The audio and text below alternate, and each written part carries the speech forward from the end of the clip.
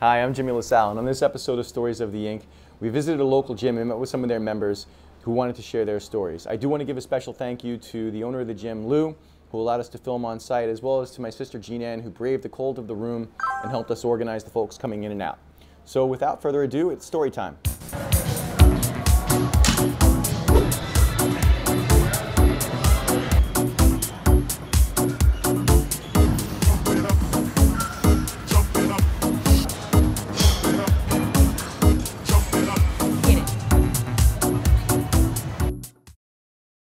The very first tattoo that I got, what was going through my mind was, I want to get a tattoo. I wanted it to be something Native American, and I was going to Stony Brook College at the time, dating my dream girl, and I wanted her name on it somehow. So when I went to Cliff's Tattoo out in Suffolk, the guy who ended up doing the tattoo, Siv, who happened to be the lead singer in the Gorilla Biscuits, so this was the beginning of the music theme with my tattoos, even though this wasn't music related, he said, dude, don't get the name. It's the kiss of death. Do not get a name on your arm. Every name that I do, I end up doing a cover-up. I take it off. So he did the name last. I got her name. It's Christine. We ended up getting married. Didn't last, but we're still friends. So I always told her that if I ever covered it up, the only cover-up I would get would be Wino Forever, which is what Johnny Depp got to cover up the Winona Forever tattoo. So if I ever did cover up her name, it would still have the Native American feather, dream catcher, medicine shield, whatever it's supposed to be thing. Instead of Christine, it'll say Wino Forever. So that's the first one. That's on my arm, and it's covered by a sleeve. So I always thought if I ever have like a straight, real job, no one has to see it. So yeah, I guess the artist was right.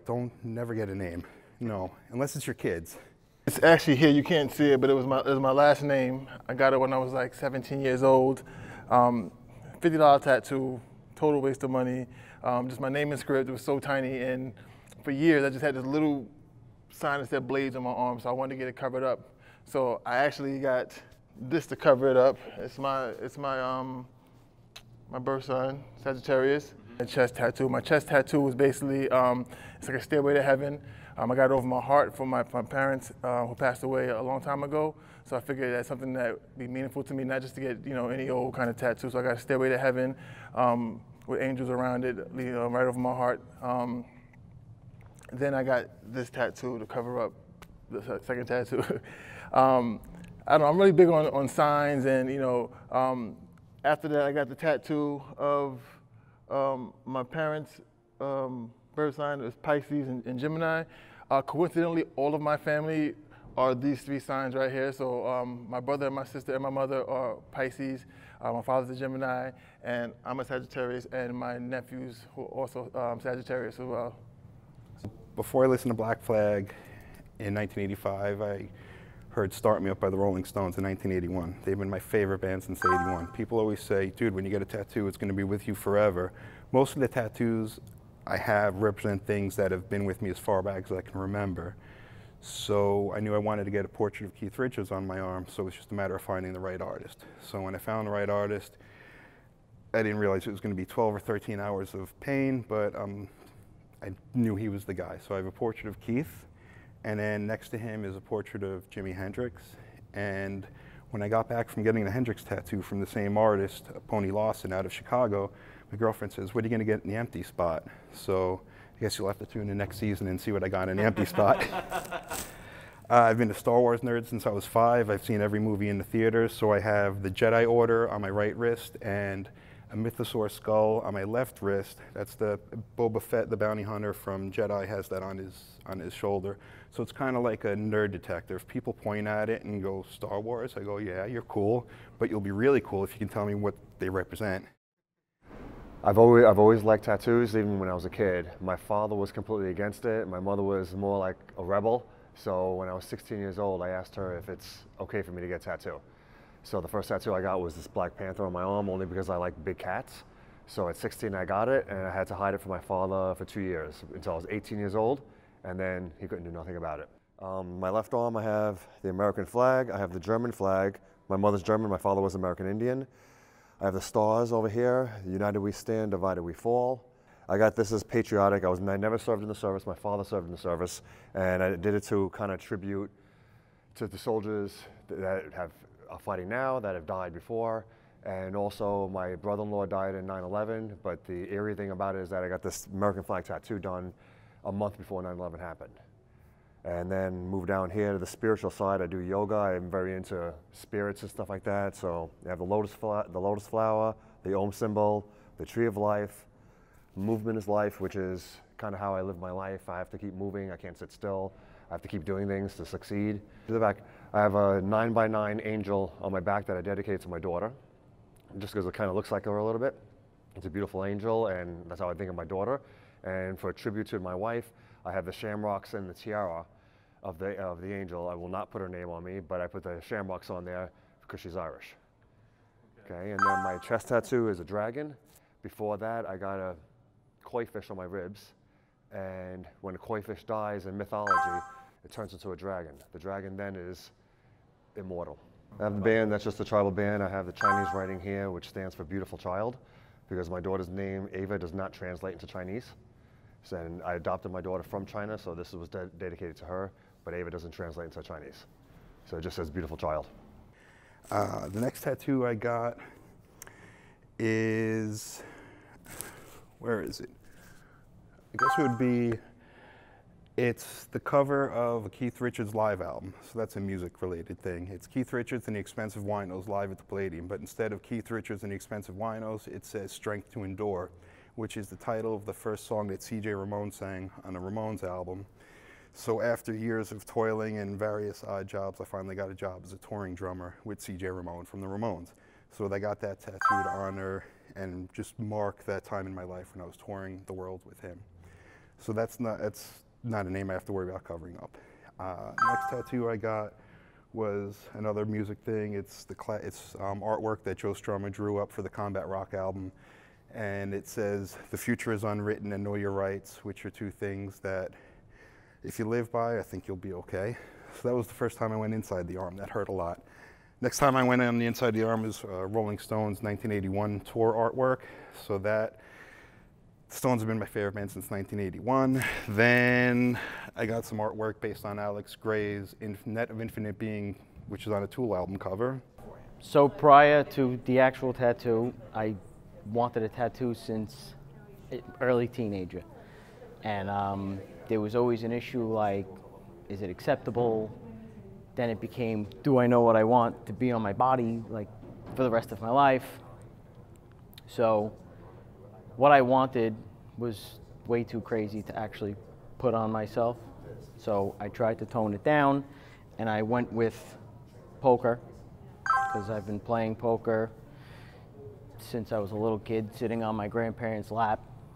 So gambling and cards and everything was always there. I drew everything up between my mind and searching the internet and developing pictures and combining stuff, and I went in with the whole thing from top to bottom. So I said I wanted to go full sleeve, you know, not one shot, one sitting, but full sleeve. Get me in as soon as you can, go from top to bottom, and that's it. So he did it in stages, but I had it planned fully the whole way along. So, but this part was first, and then he went there, and then there, and finished everything.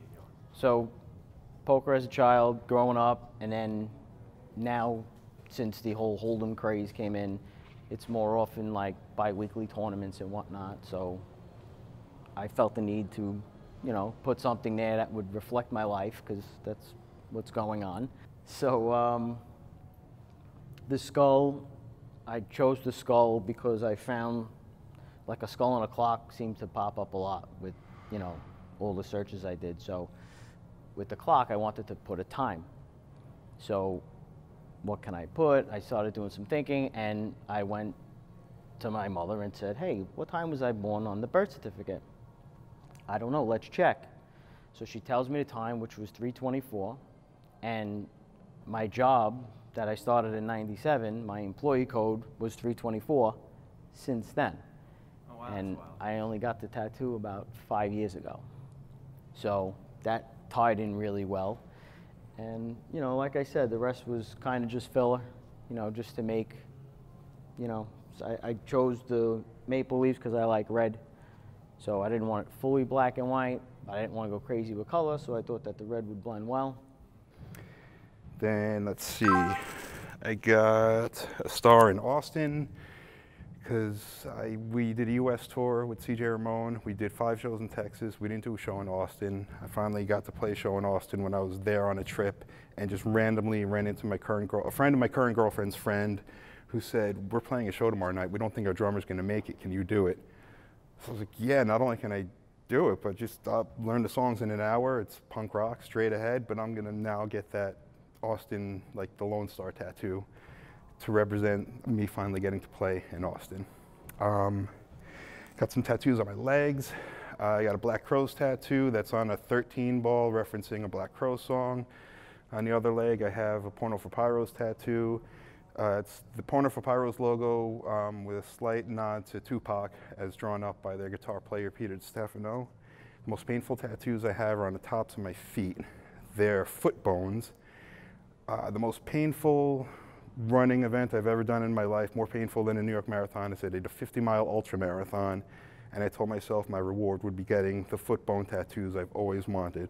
So I completed the 50-mile run / walk, and then finally got the foot bone tattoos. I said I'm gonna get both feet done on the same day. It's like wisdom teeth. You gotta get them all 4 at the same time. You're never going back to the dentist. So the woman who did it was Katie at Lone Wolf. She was maybe 5 or 6 months pregnant at the time, and she's kind of cute. So that really, between my girlfriend holding my hand and this cute, adorable person causing me all this pain, I got through it. I was thinking about just something that meant something, like what was meaningful in my life. I didn't want to just get a tattoo just to get it, you know. It had to mean something to me. So my tattoo I got right here, my bicep, got my mom's name. I got the crown, the queen crown, and then I got the yellow, blue, and red. Those are because I'm Colombian. So she's very prideful, you know, of her culture, her country. So, oh, absolutely not. Yeah, I know she's freaking out for me getting earrings and everything like that. But when it came to tattoos, you know, I felt she kind of felt upset, but she couldn't really complain about it, you know. But yeah, she was happy. No, I made her happy actually. I'm trying to full sleeve it. So I got the Atlas one, actually no, after this one I'm a Taurus. So I got the Taurus bull right here. Like another thing that meant something. And then I kind of have it a little gappy, but I'm trying to just fill in because I want it. Yeah, over time, yeah, so exactly. So then I got the Atlas one because, you know, I even got a tattoo. I got another tattoo on my chest. So if you look closely at the Atlas one, which was the tattoo I got after I got my mom's name. And this is the guardian angel prayer. That's what it is. So me and her, when I was younger, I used to always, she used to, like, you know, say it to me before I went to sleep. So I got it right after this one. And reflection of it is on the Atlas right here. So it's on his right chest, just like I have it on my right chest, and holding the world up. I've been an Elvis fan since before I was born. My mom went to see Elvis. I was born in July 1972. He played at Madison Square Garden in like May or June, so I saw Elvis in utero. So I have a taking care of business and a flash tattoo on my arm. That's kind of for my mom. I have my parents' name on my arm, Mom and Dad. And one of the roses is purple. That's a nod to my dad and Jimi Hendrix, Purple Haze. So the Hendrix is also kind of Jimi Hendrix I got next to Keith is also a nod to my dad, and Jimmy's my favorite guitar player. I have Milo from The Descendants on my arm because he is one of the people that inspired me to go to graduate school because he was microbiologist, physicist, something like that. I don't know, super genius guy while he was with The Descendants. And it's artwork from the album cover, Everything Sucks. But I got it while I was a librarian, so instead of getting Everything Sucks on the thing, it's Mad from Mad Magazine. Because when I was a kid, my dad gave me Mad Magazine, so I would read something. And the teachers were always impressed by my vocabulary. They said, to my parents, they said, your son must read a lot of books. And they would just laugh and not tell the teacher, no, all he reads is Mad Magazine. And I have, it's still, like, that was a little like highbrow. So like now I get Spy versus Spy, but back then I'd be like, oh good. But I get it now. Like librarian Michael gets Spy versus Spy now. All right, well, my name is Laura, and I'm 53 years old. I was widowed 11 years ago, almost 12 years ago. And during the course of my marriage, I always wanted to get an ankle tattoo because I thought they were pretty cool. But I was always a chicken. My husband passed away, and then in 2010, I met my boyfriend, who I was with for 4 years, and then after that, on and off again. He wanted to go get a tattoo touched up, and I said, oh, I would love to get one. So, under the influence of alcohol, I decided to get one, but he did not appreciate the fact that while when my husband passed away, the butterflies that flew around us that season with me and my daughter were amazing, and mostly the monarchs. And I really wanted one, and when I was having my nails done, the girl that does my nails said, why don't you put it on your back? And I said, I really don't want a tramp stamp. And she said, but you're not. You're getting a small butterfly that looks like it's flying. And she goes, put it on your back right here, because that's where you wear your wedding ring. And have it flying this way, because he's always got your back. And I thought that was really cool. Well, the ex-boyfriend did not really appreciate the fact of me wanting a butterfly for my husband. So I said, okay, I always wanted one on my ankle. And we went on Valentine's Day. So I long and hard searched for something that was delicate enough that looked like an ankle chain, so it's kind of like viney. And then I put, instead of the shamrocks that were in it, put hearts, since it was for Valentine's Day. Came out really nice, but I still kept talking about the butterfly one. So for my birthday, right after Valentine's Day in April, we went back and I got the butterfly. And he said to me, you know what, I'm sorry I didn't let you get that first, because it came out really nice. That was sweet of him. A few years later, there was a television show called Believe. I think it was an NBC short miniseries, and it was about a telekinetic mom who had a daughter, which she also had the same capabilities. And the caregiver, or the mentor actually, of the mother, when the mother passed away, she said to the mentor, please take care of my daughter, because the people in the world that want her powers will come after her. So he did, but it was difficult for him to do so. And what ended up happening was the father, who the daughter had no idea about, was in jail, and the gentleman got him out to take care of the daughter.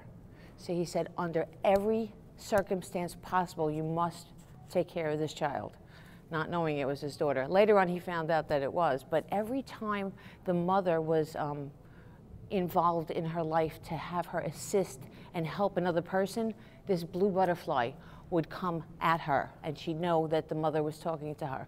So because of my late husband and the butterflies, and the whole premise of her following the blue butterfly, I wanted to get a blue butterfly, which I put on my neck.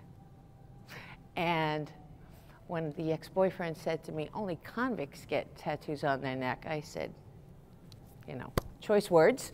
I had a couple of sips of wine, and I went back to the tattoo parlor. Then while I was there, he had these beautiful stars up on the ceiling. So I said, you know what, while he's doing the tattoo, I said, I want some stars, because I always believe that I'm a star. And that's pretty much the story of my tattoos. My first tattoo was 1985, like fall of 85. I was playing football at Hofstra University. And I decided to get a tattoo. I think it was me and my roommate, and we went to a place in East Meadow, and we looked at tattoos, like, you know, designs, and I eventually went back maybe after the third or fourth game of the season. And I was 18, so I could do it. And I got a tattoo. It says Prime Cut, and I got it on my thigh. And then I had to wrap it up because we had a game the next day. Not that I was going to play much, but you know, I had to like take care of it. And that was my first one. That was it was 85. And then I think I got my next one, I'm going to say around 1993. My friend was an artist, and he and we were in, you know, weightlifting a lot, and he designed like a guy like doing squats, and I had a lady named Marguerite, who's like a well-known tattoo artist. I think she's retired now. She was in West Hempstead, and she did portraits. And I brought the drawing in, and she said, I'll just touch it up, and she did that one. That one took like hours to do, though, so it was a little bit different. And then the last one I got, I think I got it in maybe 97. My mom, my cousin came to live here and go to high school from North Carolina, and he passed away in 1996. Like suddenly, he was like 21. And I got his high school graduation portrait, and I got that one done. And my mother was surprisingly never seemed to be bothered by even the first one or the second one or the third one. I got my first one when I was 18. I waited, me and my friend were gonna go to the same shop, and my artist at the shop happened to leave, so I had to go to a different shop by myself. And it was very scary at first. And my first one was on my upper arm here, just 4 stars, black stars. And I wanted to keep it simple. I didn't want anything too crazy.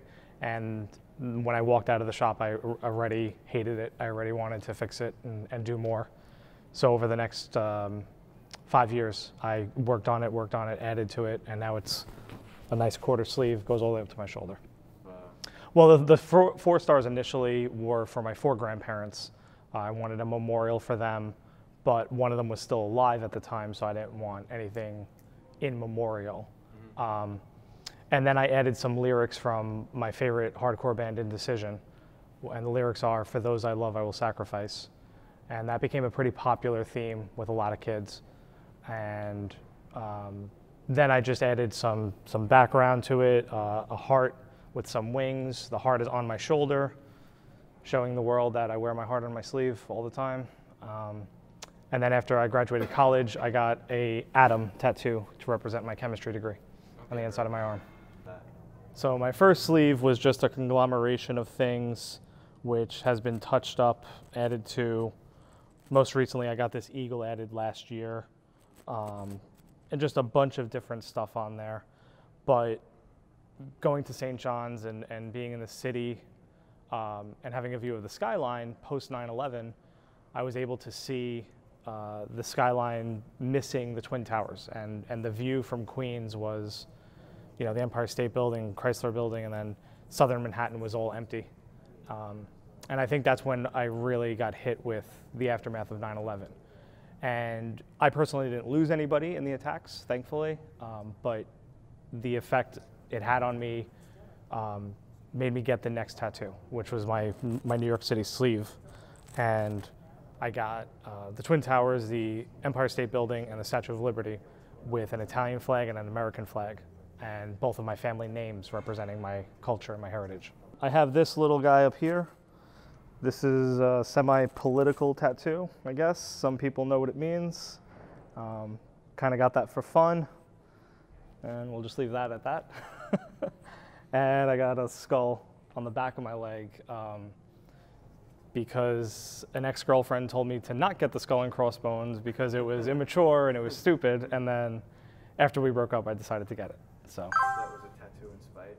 In spite and in remembrance of never letting someone control me and telling me what to do or not do. And the tattoo that means the most to me, I've been a fan of Black Flag since 1985. I clearly remember listening to My War on cassette as I'm raking leaves in front of my parents' house in Belmore, about a mile from here. And Black Flag have been one of my favorite bands since then. Flash forward from 1985 to 2012. Winter 2012, like January, February, I get the bars, the Black Flag bars. You've seen them drawn on notebooks, you've seen them on t-shirts. There's plenty of, you know, spoofs on them, like Cat Flag with 4 cats instead of 4 bars. A few months later, I get a call from CJ Ramone. He says, "We have a guitar player for the show in Nashville." The show in Nashville was on the weekend of my 40th birthday. He tells me the guitar player is Des Cadena, who I first met when we did a tour in South America with the Misfits. He was playing with the Misfits at the time. Super cool guy, one of my favorite people in the world to this day. So I'm freaking out that we're playing a show with Des Cadena. I asked CJ if we could do a Black Flag song. He says, "We'll ask Des." I end up picking up Des at the Babylon train station. First thing he says to me is, "Oh, you got the bars?" It's like, yeah, you know, I felt kind of nerdy and silly. And he's like, "You know what?" And he lifts up his sleeves. He's like, "I was the first one to get them." So at that moment, I wanted to do some sort of Wonder Twin Powers thing, but I was like, just play it cool, don't bump arms, just be like, of course I knew that. And that day at rehearsal in Deer Park, we played Rise Above by Black Flag. I'm like, if I never play another show, another song in my life, this has far exceeded anything I ever thought I would do in my life. So that weekend, we play the show in Nashville. We do Rise Above. Came out better than I could have ever imagined, and just ended up hanging with Des the whole weekend. And a couple of years later, I decided to stop touring with CJ. It was part-time, it wasn't full-time. There's no 401k retirement plan for a part-time punk rock drummer who gets extra work on The Good Wife and Saturday Night Live, and of course every Law and Order show, and a few off-Broadway things. So I decided to become a librarian. CJ Ramon writes my letter of recommendation, so there's a connection between the tattoos I have, the touring I did, and the job I ended up getting because I got into Queens College, I think because they were impressed by the Ramones connection. Wow. So that's the story of my tattoos and how I ended up being a librarian. Hey, if you have a story that you want to share, go to our website, storiesoftheink.com, go to our forum, load up your story. You can even load up a picture too. We want to hear from you.